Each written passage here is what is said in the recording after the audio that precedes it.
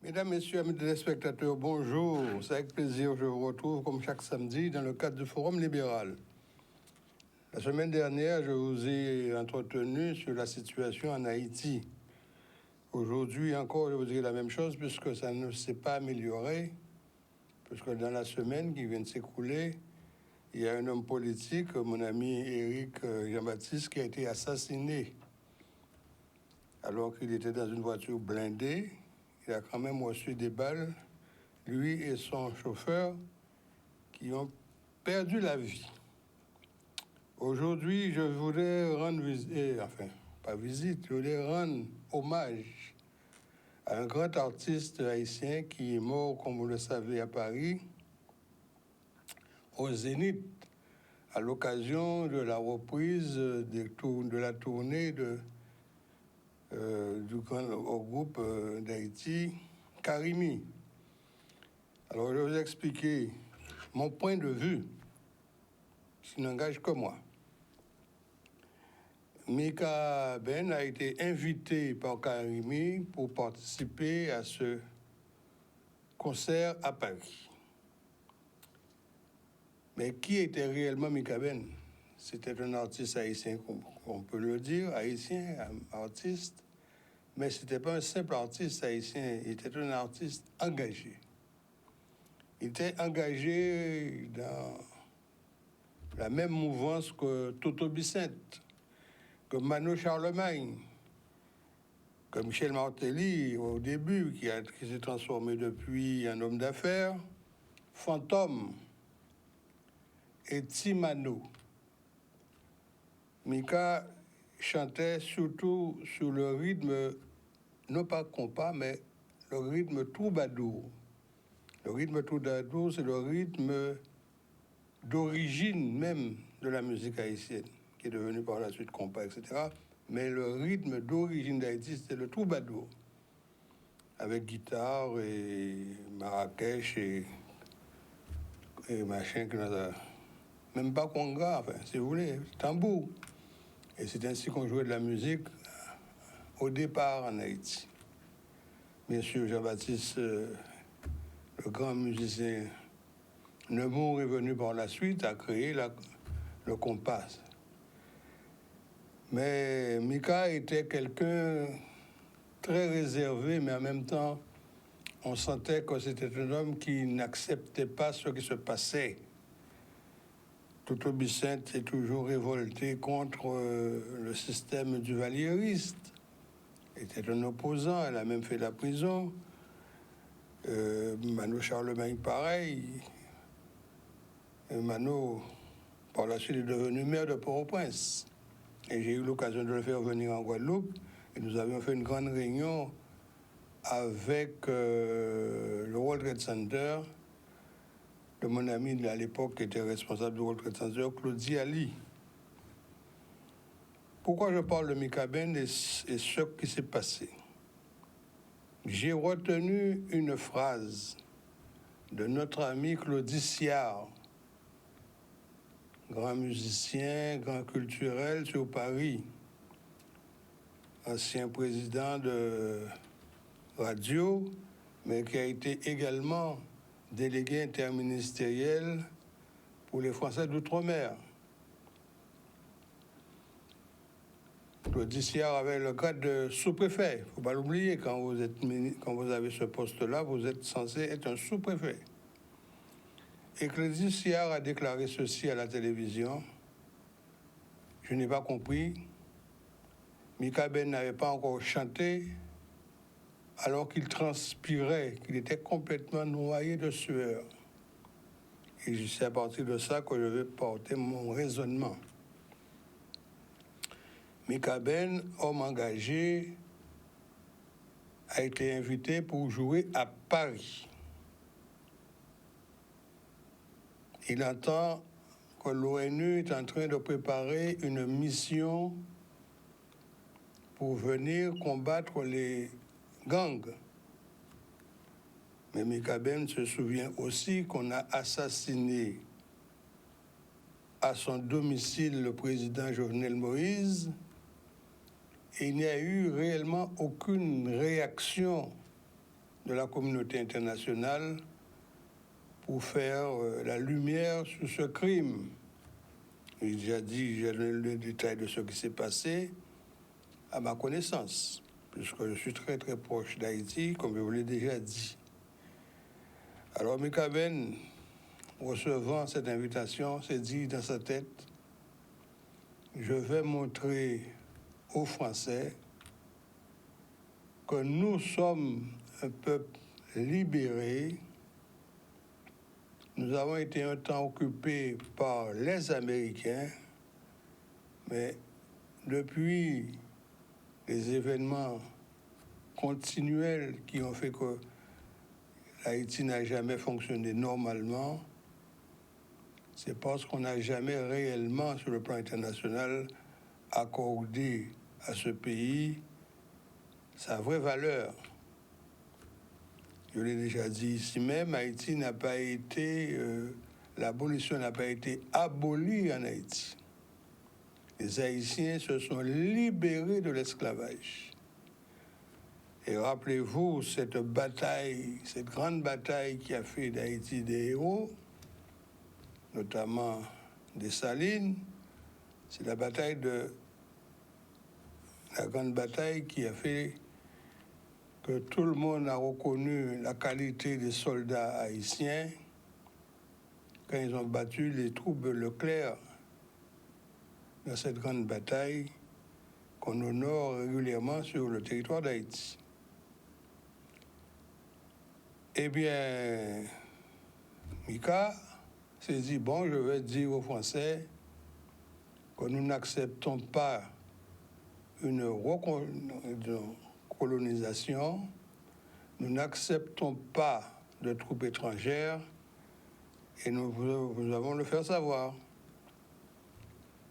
Il s'est dit, bon, je vais à Paris, je vais faire une prestation, je dirai par mes chansons ce que je pense, mais aussi je vais montrer que nous sommes libérés et que je viendrai avec mon drapeau autour du cou, mon drapeau haïtien, pour faire bien voir au peuple français et à toute la presse qui était là pour couvrir l'événement de Karimi, que nous sommes un État indépendant.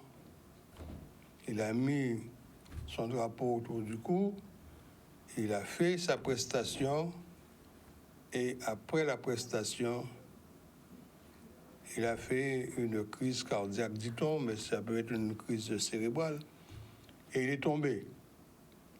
J'ai observé surtout que quand il était couché au sol, sa jambe gauche s'agitait, alors que les soignants étaient en train de faire du massage pour voir si son cœur repartait. Sa jambe gauche s'agitait, ce qui veut dire qu'il était encore en une situation mécanique de vie, mais que ceux qui pensaient que ça pouvait être une crise cardiaque n'ont pas pensé que ça pouvait être une crise cérébrale. C'est-à-dire que le sang vous monte dans la tête, ça explose les vaisseaux, et ça inonde votre tête et vous mourrez. Et c'est ça, je pense que c'est ça qui est arrivé. Alors je déduis de cet acte de Mika un acte de revendication. Vous savez, actuellement, la France est très contestée en Afrique. Et les Africains disent carrément France dehors et bienvenue à la Russie. Il ne nous faut pas que nous aillions dans ce sens-là. Nous sommes français, certes, nous avons été non pas décolonisés, nous sommes toujours une colonie française. Nous sommes un département depuis 1946. Mais nous ne sommes pas tout à fait français puisqu'il y a beaucoup de règles qui sont appliquées en faveur des Français de France qu'on n'applique pas ici en faveur des Français de Guadeloupe, de Martinique, de Guyane et de Mayotte et de la Réunion. Alors, de temps en temps, il y a des petites montées de fièvre. Mais comme voulez-vous, c'est ainsi la vie est faite. Nous devons quand même reconnaître que nous sommes dans un grand État, la France, 4e puissance mondiale, et par nos terres coloniales, des colonies, par nos mers, la mer qui nous entoure, nous faisons de la France la 2e puissance en matière d'eau. C'est quand même quelque chose d'intéressant pour la France, parce que dans ces territoires, ils peuvent encore exploiter les sous-marins, tout ce qu'il y a en dessous, et nous faisons de la France une grande puissance qui peut encore se développer sur le plan économique. Mais que gagne-t-on-nous? Depuis le nouveau gouvernement, il y a un ministre qui est très actif, que j'ai connu en Guadeloupe quand il était préfet, donc on a de bonnes relations. Et ce préfet, devenu ministre, veut apporter sa contribution. Bien sûr, il n'est qu'un ministre, comme on dit, délégué. On pourrait considérer cela comme un sous-ministre, puisque le véritable ministre, c'est M. Darmanin, qui est à la fois ministre de l'Intérieur et ministre des Outre-mer, ministre de l'Intérieur et ministre des Outre-mer. Pour certains, c'est choquant, mais ça ne me choque pas, puisque cette situation s'est déjà produite, que le ministre de l'Outre-mer se retrouve sous la tutelle du Premier ministre, voire même sous la tutelle du ministre de l'Intérieur, comme ça a pu être le cas jadis. En tout état de cause, nous, Français d'Outre-mer, nous devons toujours avoir à l'esprit que nos ancêtres se sont rebellés et ont apporté à nous-mêmes une certaine dignité. Et c'est notre dignité qui doit nous guider.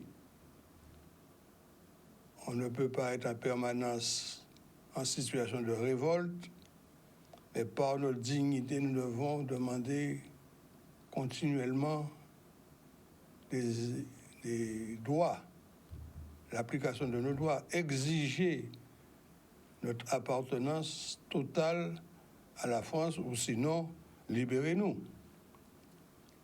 Nous n'en sommes pas là, mais pour le moment, on pourrait le penser. Pourquoi on résiste à nous donner nos droits comme en France, alors qu'on veut toujours qu'on reste français? Il y a un non-sens. Alors, si vous ne pouvez pas nous accorder tous nos droits, libérez-nous. Nous ne sommes pas des guerriers.